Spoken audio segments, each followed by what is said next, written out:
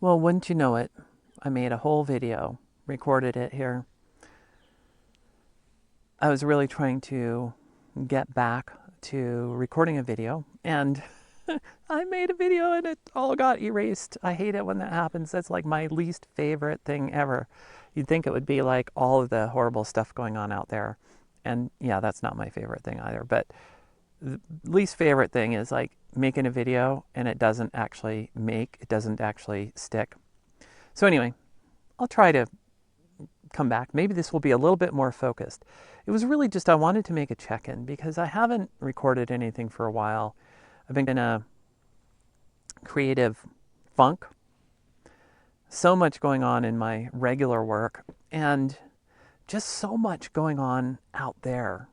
I've been paying attention to so many different threads and trying to pull on them and be open-minded, paying attention to what's going on with everything from Three-Eye Atlas to government shut. I just follow people who are in the spiritual community. I even have been watching tarot recently. And if you had asked me like 2 years ago, like, come on, really, tarot? I would have said, yeah, it's kind of weird, right? I don't have a good scientific explanation for it.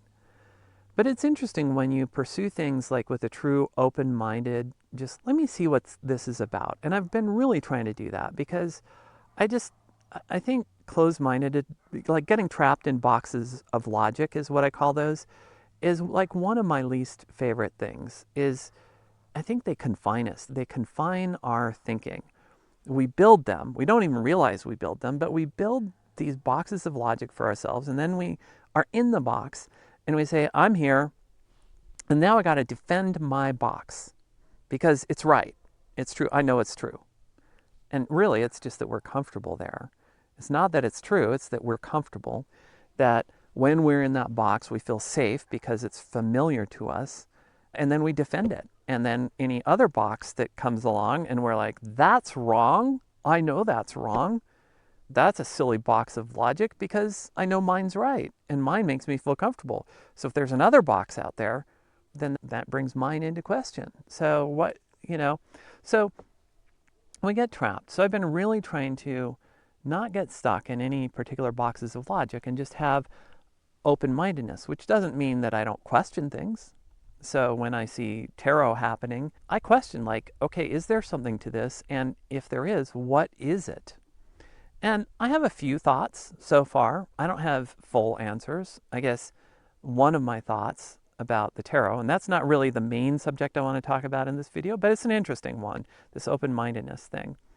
So in tarot, one of the things that I've noticed is that it's really about the interpreter, the reader of the cards, that's so important. It's almost like really what's happening is they use the cards as intuitive prompts for themselves. And what I surmise is that it's really about what their intuition is telling them that the card is saying that's actually more important. And so then that goes back to, if it's intuitive, is intuition doing something that is more than just whatever, than regurgitating the past? And I definitely think there is, and I have even some scientific reasons to believe that, some scientifically that you could back up with science. I can't prove it, but that's for another video because that's not the main subject. I really just wanted to talk about open-mindedness and this exploration I've been going on. And one of the concepts that I do think I really want to talk about right now with the government shutdown here in the United States especially is a cycle of death, birth, and renewal, like this cycle. Years ago, I found out about in the Vedic tradition of the gods Shiva, Brahma, and Vishnu, and how those are the gods of Shiva is destruction, Brahma is of birth and renewal, creativity, and Vishnu is the god of maintenance, maintaining things, maintaining what has been built. And if we think about that cycle versus the box of logic that so many of us are in at least here, how I grew up in the United States, is this very linear way of thinking. It's always better, faster, stronger. We'll always be better, next decade than we are this decade. Things are going to get better, things are going to get bigger, we're going to expand, we're going to make more money, we're going to get more grants, we're going to do more science, whatever it is that you do, linear, more. I never really bought into that fully. Like when I was younger, I really thought that was kind of stupid, actually. I'm not pointing at any particular person, but I would just look around and I'm like, this doesn't make any sense to me. But then eventually, as I grew older, I accepted that box of logic and have lived within it. I pulled the wool over my own eyes. And okay, I did that for a while and said, okay, maybe things will grow and just get better and whatever, and it'll be a wonderful future. And I would see all these books of people saying, oh yeah, all these marvelous technological innovations. Once we have nanotechnology and AI and blah, blah, blah, blah, blah, life will be wonderful all the time. Okay, I don't know how just technology is going to create life as a wonderful thing, because life has a lot to do with how we get along as humans, more so than just technology. Technology can affect that, certainly, and sometimes not always for the better, right? Like, think of social media. So anyway, I got hypnotized by that box of logic that things are linear. But I think recently I've moved back into this, like, no, it really is cyclical, like the whole idea behind Shiva, Brahma, Vishnu. It's cyclical. And this comes back to a historical theory that historians Neil Howe and someone Strauss, I don't remember Strauss's first name, wrote. They wrote The Fourth Turning, and then after Strauss died, Howe, I think it was Howe, wrote a second follow-up book, The Fourth Turning is Here, more recently, about this idea of these historical cycles that they theorize happen due to particular confluence of certain types of generations. So a generation being, in their definition, every 20 years or thereabouts, and that there are 4 archetypal generations that come in this particular combination that really causes the crisis period, the Shiva period. And it comes to a crisis point, and then there's a lot of destruction and whatever. Think about Great Depression, World War II, before that Civil War. I'm talking here in the United States. Civil War, before that American Revolution, which, by the way, those same dates actually correspond to one of the astrological cycles that I've seen somebody talking about, which is pretty creepy and weird because I didn't used to believe in astrology, but open-mindedness, I've been kind of listening to some of that and saying, could there be something to this? Something they're seeing that we don't currently understand, or at least that I didn't understand? The people who do astrology clearly seem to think they understand something, which is good. But there's this 80-year cycle that happens. I think it's like Pluto and what house Pluto is in. I think maybe that's every 80 years or something with Uranus. One of those that's very far out, that has a very long rotation cycle in and out. It's like an every 80-year thing that corresponds with this exact cycle that I'm talking about, the historians talked about. And Howe and Strauss did not talk about astrology in their book about the fourth turning one little bit. And when I read that book, if they had mentioned astrology, I probably would have dismissed it. These guys are kooky. So, but it's really interesting, the confluence of different things coming together. I think all of the evidence points to that they're right, that the astrology is right, that we are in that Shiva cycle right now. And, you know, it's interesting because winter, if you look out around here, you know, there's a tiny bit of snow on the ground right now. It's technically fall at the moment where I am. But winter is a necessary part of the cycle. I was just watching ducks flying by along the river there. That winter is a necessary part of the cycle. It makes room for the new to grow up and replace the old. It's such an important part of the cycle. And you see it really clearly in a place like this. Even in places that don't have winter, there are still cycles. It's just on a different time scale.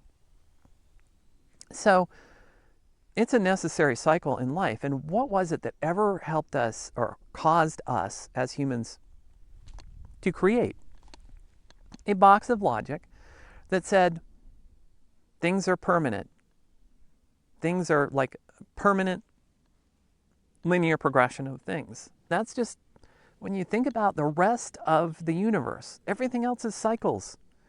Everything expands and contracts and goes around and comes in and comes out. Sun goes up, sun comes down, seasons, everything is cyclical.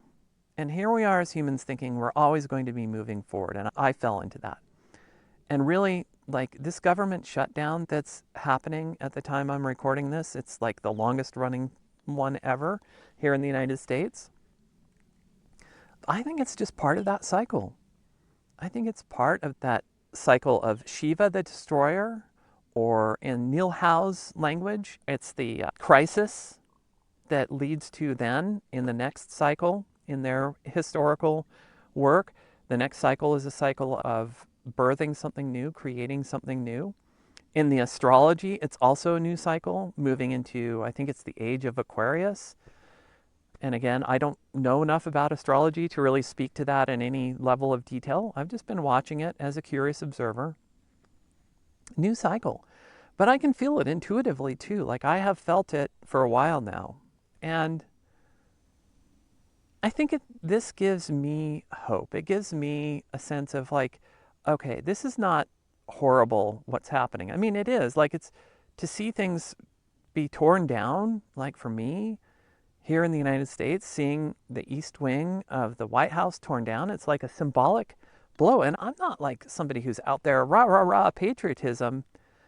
But at the same time, like, that was kind of disturbing for me to see that torn down. And of course, some of the other stuff going on with the cold water people, we'll just call them. It's upsetting. And winter is a time when, old things have to fall away. And I think with human society, for old things to fall away, sometimes we have to see the truth. We have to see the truth of some of the boxes of logic we've been stuck in, that we've been mesmerized and hypnotized by. And we have to see the truth of certain people for who they are, so that we can really wake up and say, no, we actually don't want that old way of doing things anymore, because that old way led to this. Like, we could do better. So I think we have to kind of be exposed to some bad stuff in order to facilitate the next Brahma cycle, where when it's finally over, this winter cycle, this Shiva cycle, that we have the clarity of what we want to build new. Because if we didn't have that clarity, the likely outcome would be to just try to build the same thing back. And I don't think we should do that at this point, personally. I just don't think it was working well enough. I mean, I think it worked for its time. It was what we built after World War II here in the United States was a good response to what had been happening before. And I think it was much better than what was happening before. But was it the best we could ever build? Hell no. It isn't the best possible solution. It was just a solution, the solution that worked at that time. But then we got into the Vishnu phase, the maintainer phase, and we just kept clinging to that with our linear thinking, like, oh, we got to keep this going, keep this going, keep this going. And I think we actually probably kept it going longer than its natural time cycle. And that makes the fall a little bit harder. The fall and winter cycles, the Shiva cycle, a little bit harder. But here we are. It happens nonetheless. You can wish winter wouldn't show up, but if you live in a place like this, doesn't matter how much you wish it, you either prepare for it and get through it, or maybe you move to Florida or something. I don't know, but it's going to happen. And I think if we take that attitude of like, oh, that's what is happening. This is just really this winter cycle. Let's get through it. And then we'll have the clarity from getting through it that we need the next time spring comes, when Brahma comes, to know what it is that we want to build that might be more sustainable, might be more built from the heart of people, like really caring about people more authentically, less top-down hierarchical, more, just just better in so many ways. I can imagine so many ways. I don't want to go into all of my thoughts about that in this. I'll just say that's where imagination is so important. That's what I get for filming out here in the wind with my very fine hair. So yeah, and birds, more birds flying over. So beautiful out. It's a little chilly, but it's beautiful.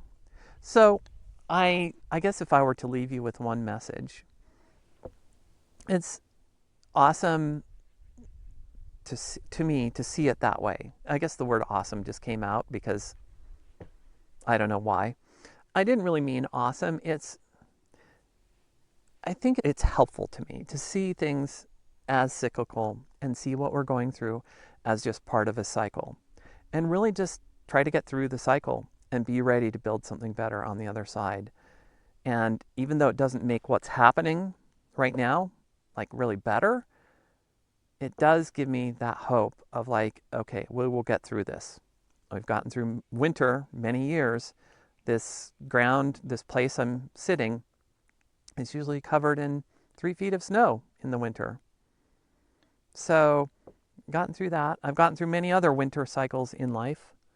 Why not get through what's going on out there and us together getting through it, not just as individuals, but actually banding together, because that's how societies in the past have always done it. In the past, nobody had, well, there were a few governments to take care of people, but most didn't have governments to take care of them.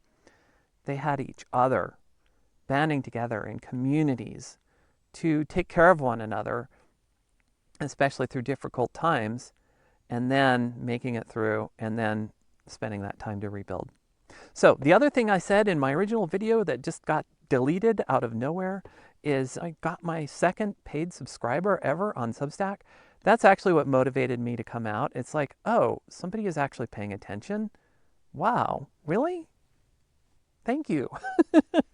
That's awesome. So I just wanted to come out and record something. And I'm glad I did. And hopefully that will keep the impetus going. So thank you again for subscribing, for liking, for becoming a paid subscriber on that platform. I really appreciate it. And we'll get through this. We really will. Winter, we've all survived winter if we've been here for more than a year or two or live in any kind of northern climate. We've all survived winter. We will survive this. We will get through it. And then we will build something better on the other side. So let's start talking about what that is. And to start that, I'd love to hear from you what you would like from me. What would you like to hear? How could I help you? Because I don't want to show up here as some kind of guru or whatever who knows everything. I'm just a curious person who's had a lot of interesting experiences in life from a lot of different perspectives, being a practicing scientist to doing like Akashic records work, which is a highly intuitive, or you could even call it, quote, psychic work, to still working with a lot of scientists on grant proposals. I mean, it's a very diverse life in many ways. And maybe that gives some perspective. Maybe I can share something that would help you. So I'd love to hear from you, like how could I most help? What are you most curious about? What would be helpful? Please post it in the comments. I'd love to hear from you. And I'll be back. I'll definitely be back. This is motivation to keep going. So thanks again for subscribing. See you later. This is Morgan signing off.